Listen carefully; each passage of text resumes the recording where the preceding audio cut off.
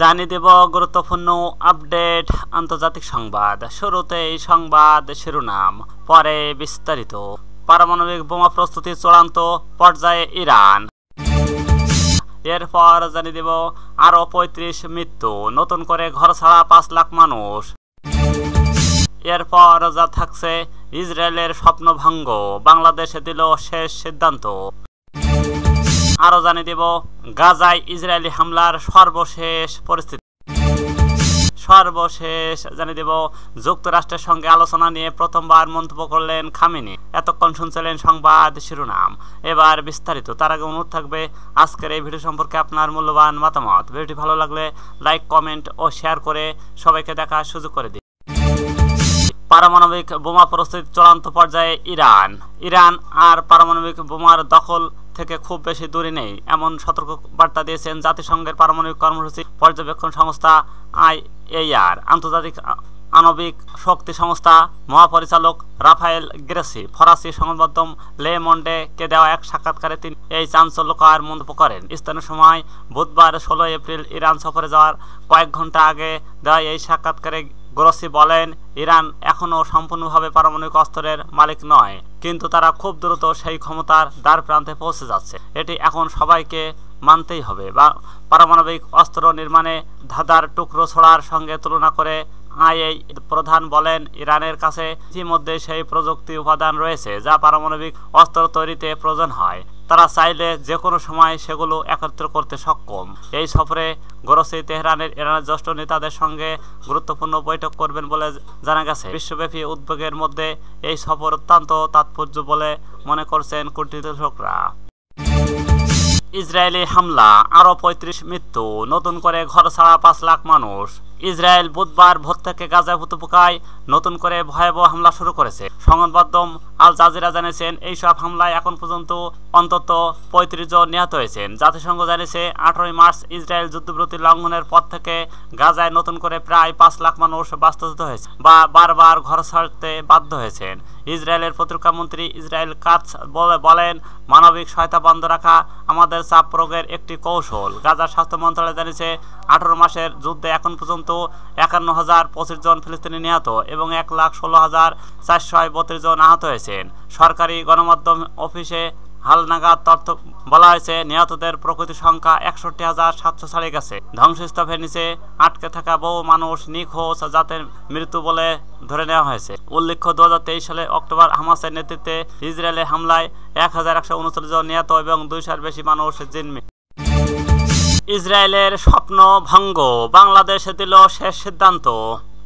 Israel একসময় বাংলাদেশের সঙ্গে কূটনৈতিক সম্পর্ক স্থাপনের আশায় বুক বেঁধেছিল। ২০২১ সালে তৎকালীন আওয়ামী লীগ সরকারের সময় পাসপোর্ট থেকে ইসরায়েল বাদে সব দেশে বৈধ এই বাক্যটি বাদ দেওয়া হয়। তখন বিষয়টিকে অনেকেই একটি সম্ভাব্য নীতিগত পরিবর্তনের ইঙ্গিত হিসেবে দেখলেও বাস্তবে বাংলাদেশ কখনোই ইসরায়েলকে স্বীকৃতি দেওয়ার দিকে এগোননি। বুধবার ১৬ এপ্রিল ইসরায়েলের প্রভাবশালী সংবাদ মাধ্যম জেরুজালেম পোস্ট এক প্রতিবেদনে জানান, বাংলাদেশ সরকার সর্বশেষ সিদ্ধান্তের মধ্য দিয়ে ইসরায়েলের সেই আশার চূড়ান্ত পরিসমাপ্তি ঘটেছে। প্রতিবেদনে থেকে জানা গেছে, অন্তর্বর্তী সরকার আরও বাংলাদেশের পাসপোর্ট ইসরায়েল বাদে সব দেশে বৈধ ও বাক্যটি ফিরে এনেছে। এর ফলে স্পষ্ট হলো, বাংলাদেশ ইসরায়েলের প্রবেশ এখনও আরও কঠোরভাবে নিষিদ্ধ এবং বাংলাদেশ সরকার এখনও ইসরায়েল রাষ্ট্রকে স্বীকৃতি দেওয়ার ঘোর বিরোধী। প্রসঙ্গত, ২০২১ সালের সিদ্ধান্তের সময় বাংলাদেশের তৎকালীন পররাষ্ট্রমন্ত্রী ডক্টর AK আব্দুল মোমেন স্পষ্ট ভাষায় জানিয়েছেন, কেউ বাংলাদেশ থেকে ইসরায়েলে ভ্রমণ করতে পারবে না। যদি কেউ করে তাহলে ওই ব্যক্তির বিরুদ্ধে আইনি ব্যবস্থা নেওয়া হবে। তিনি আরও বলেন, পাসপোর্ট হলো শুধুমাত্র একটি পরিচয়পত্র, এটি কোনো দেশের পররাষ্ট্রমন্ত্রীর প্রতিফলন নয়। বাংলাদেশের পররাষ্ট্রমন্ত্রী একই আছে যেমনটা শেখ মুজিবুর রহমানের শাসনামলে ছিল, আমরা ইসরায়েলকে স্বীকৃতি দেই না। গাজায় ইসরায়েলি হামলার সর্বশেষ পরিস্থিতি। গাজা উপত্যকায় মঙ্গলবার ভোর থেকে ইসরায়েলের ধারাবাহিক বিমান হামলায় অন্তত ২১ জন নিহত হয়েছেন বলে জানিয়েছেন স্থানীয় চিকিৎসা সূত্রের বরাদ্দে এই তথ্য জানিয়েছেন আল জাজিরা। জাতিসংঘের মহাসচিব অ্যান্টনি গুতেরেস জানান, গাজার অধিকাংশ এলাকা এখনও ইসরায়েলের জারি করা সরকারি অবরোধ বা জোরপূর্বক সরে নেওয়ার আওতায়। হামাসের সামরিক শাখা জানিয়েছেন, একটি বোমা হামলার পর মার্কিন ইসরায়েলি সেনা এডান আলেকজান্ডারকে পাহারা দেওয়া ইউনিটের সঙ্গে তাদের যোগাযোগ বিচ্ছিন্ন হয়ে গেছে। হামাসের মুখপাত্র সামি আবু জহরি আল জাজেরাকে বলেন, ইসরায়েলের নতুন যুদ্ধবিরতির প্রস্তাব তারা সব পর্যালোচনা করছে, তবে হামাসকে নিরস্ত করার প্রস্তাবটি শোনটাও আমাদের জন্য গ্রহণযোগ্য নয়। গাজা স্বাস্থ্য মন্ত্রণালয় জানিয়েছে, গত 18 মাসে ইসরায়েল হামলায় 51,000-এর বেশি ফিলিস্তিনি নিহত এবং 1,16,000-এর বেশি আহত হয়েছেন। সরকারি গণমাধ্যম অফিস জানিয়েছেন, নিহতদের প্রকৃত সংখ্যা 61,700 ছাড়িয়েছে। ধ্বংসস্তূপের নিচে আটকা থাকা বহু মানুষ নিখোঁজ, তাদের মৃত বলে ধরে নেওয়া হচ্ছে। প্রসঙ্গত, 2023 সালের 7 অক্টোবর হামাসের হামলায় ইসরায়েল অন্তত 1,139 জন নিহত এবং 200-র বেশি মানুষ জিম্মি হয়। যুক্তরাষ্ট্রের সঙ্গে আলোচনা নিয়ে প্রথমবার মন্তব্য করলেন খামেনি। যুক্তরাষ্ট্রের সঙ্গে তেহরানের আলোচনা নিয়ে প্রথমবারের মতো প্রকাশ্য মন্তব্য করেছেন ইরানের সর্বোচ্চ নেতা আয়াতুল্লাহ খামেনি। তিনি বলেন, যুক্তরাষ্ট্রের সঙ্গে চলমান এই আলোচনা নিয়ে তেহরান অতিরিক্ত আশাবাদী বা হতাশ নয়। আয়াতুল্লাহ খামেনি মঙ্গলবার ইরানের নির্বাহী বিচার বিভাগ এবং আইনসভা শাখার প্রধানের উদ্দেশ্যে এই কথা বলেন। ইরানের সর্বোচ্চ নেতা বলেন, অবশ্যই আমরা তাদের নিয়ে বেশ সংশয় আছি। আমরা তাদের বিশ্বাস করি না। আমরা তাদের ব্যাপারে জানি, কিন্তু নিজেদের সক্ষমতার ব্যাপারে আমরা আশাবাদী। আমরা জানি আমরা অনেক কিছু করতে পারি। আমরা অনেক পদ্ধতি জানি। এই আলোচনার প্রথম পদক্ষেপ ভালোভাবে বাস্তবায়ন করা গেছে বলেও মন্তব্য করেন খামেনি। তিনি জোর দিয়ে বলেন, দুপক্ষই লাল রেখা কি হবে তা স্পষ্ট করে দিয়েছে।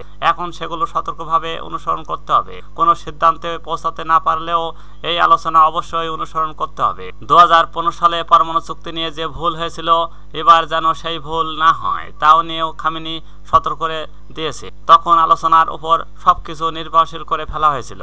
আমরা আমাদের দেশকে শর্তাধীন বানিয়ে ফেলেছিলাম। এমন পরিস্থিতি বিরাজ করলে কেউ সময় বিনিয়োগ করতে চায় না বলে মন্তব্য করেন তিনি। উল্লেখ্য, গত শনিবার ওমানের রাজধানীতে ইরান আমেরিকার মধ্যে পরমাণু ইস্যু নিয়ে আলোচনা শুরু হয়েছে। ওই আলোচনা ওমানের পররাষ্ট্রমন্ত্রী মধ্যস্থকারী হিসেবে কাজ করছে। ইরান বলছে, আলোচনার লক্ষ্য কেবলমাত্র দেশটির বিরুদ্ধে মার্কিন যুক্তরাষ্ট্রের অবৈধ একতরফা নিষেধাজ্ঞা এবং ইরানের পারমাণবিক শক্তি কর্মসূচির বিভিন্ন দিক মোকাবেলা করা, এর সাথে অন্যান্য বিষয় যুক্ত থাকার জল্পনাকে দৃঢ়ভাবে প্রত্যাখ্যান করেছে।